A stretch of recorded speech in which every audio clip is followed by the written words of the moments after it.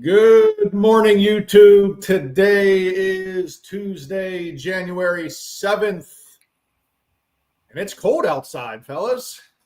Good morning. Good morning. Good morning. It's freezing. I'm pretty sure my sidewalk is more covered today than it was yesterday, and I'm seeing that as a common complaint here in Pittsburgh area on Facebook. School was canceled yesterday, and snow is worse today. I mean, if you could have bet on that, the odds probably would have been pretty good that was the truth.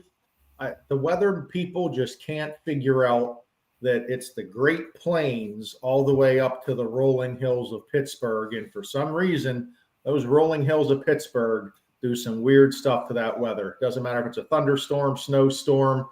It always looks like it's coming right at us, and boom, nothing. Yeah. If you're looking to buy a house, Pittsburgh is the best place to buy a house. We're free from tornadoes, earthquakes, and snow. Caveat, there was one tornado. You can have a tornado if the tornado starts on top of the mountain. That's how that happens. But I don't know about you, Tom. I saw Anthony doing the damn snow dance over there yesterday. He was begging for snow so bad. He kept starting the snow blower, stopping the snow blower, just itching to get it out. Man, the kids totally could have went to school yesterday. Let me just say that, okay? I don't disagree. I mean, I saw. But it's going to rain. It's not going to do any of that. So, yeah, they could have went to school.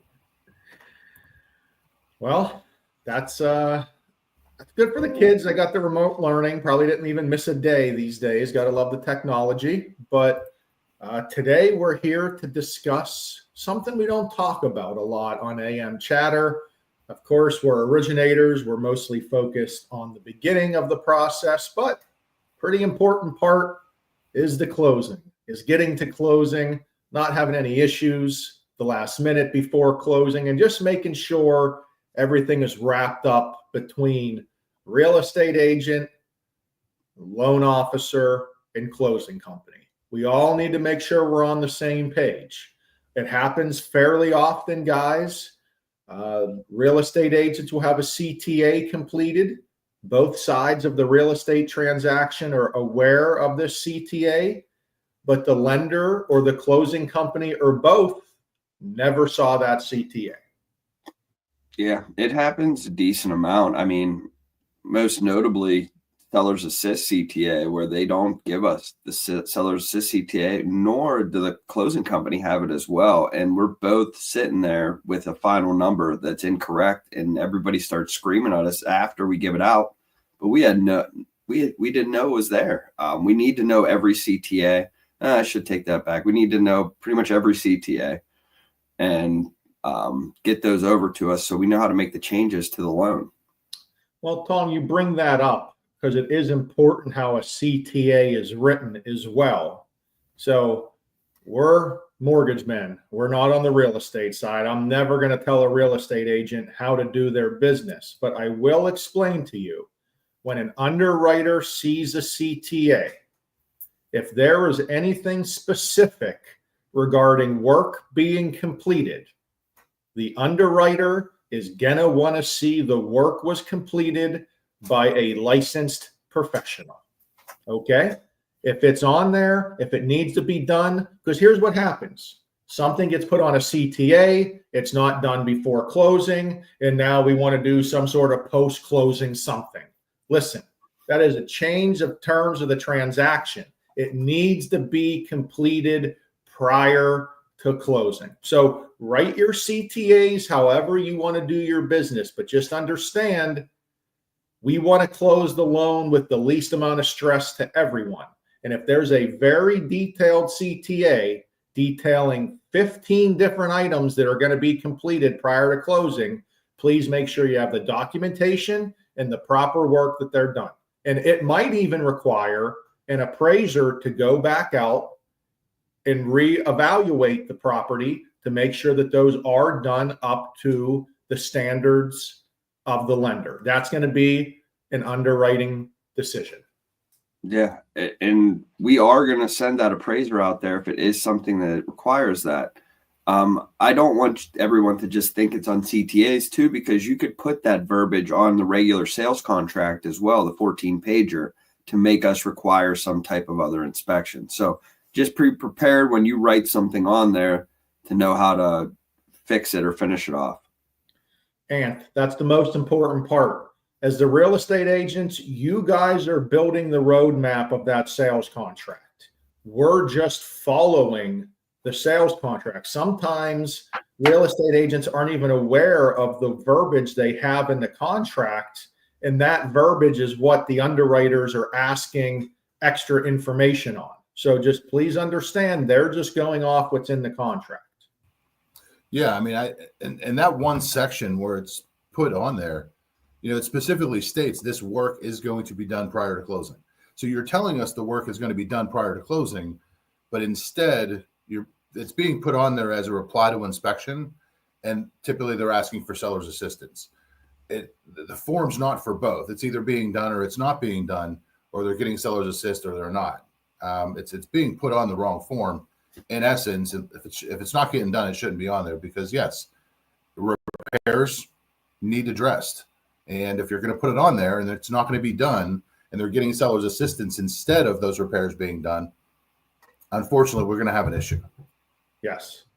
And that's because there's something on a CTA that isn't completed. We're not trying to be difficult, but the real estate CTA came over, like Anthony said, here's work that's going to be done before closing. Now, a day before closing, the work isn't going to be done, and it's the lender's fault that we won't let it close.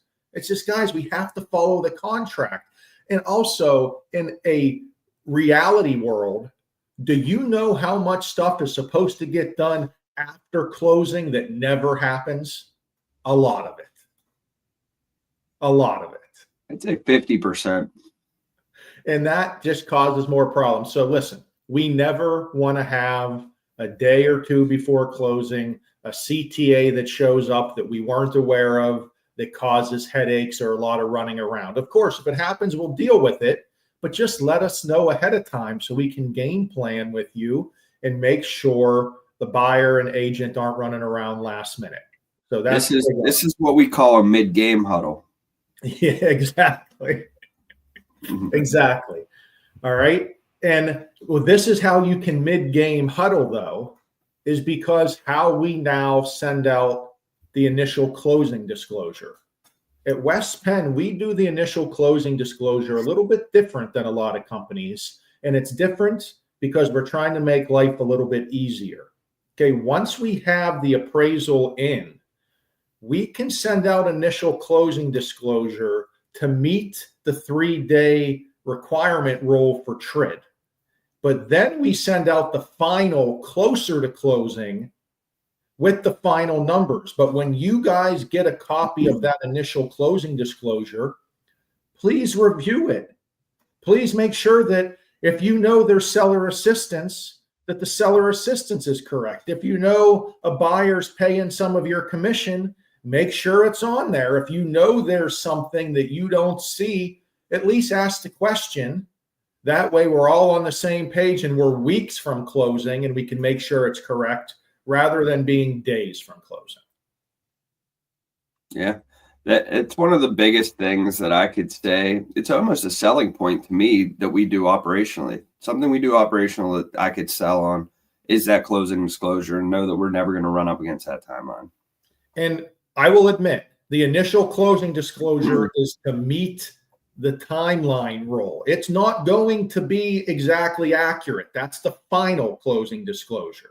So you will get 2 closing disclosures from us, and that's to make the buyers and agents' life easier before closing, because otherwise, other lenders out there wait until the buyer is fully clear to close to send out that closing disclosure, and then you have to wait at least 3 days. That causes a lot of problems at closing, and we don't want those problems. Yeah, I get a lot of phone calls actually from agents. Hey, did you get that initial disclosure out? I just saw the clear to close, and it's like, we did that 2 weeks ago. And I know, just speaking from experience, previous workplaces, we waited till they were cleared to close. I would say over 50% of banks wait until they're clear to close to issue that. because they don't want to waste the manpower and money doing that.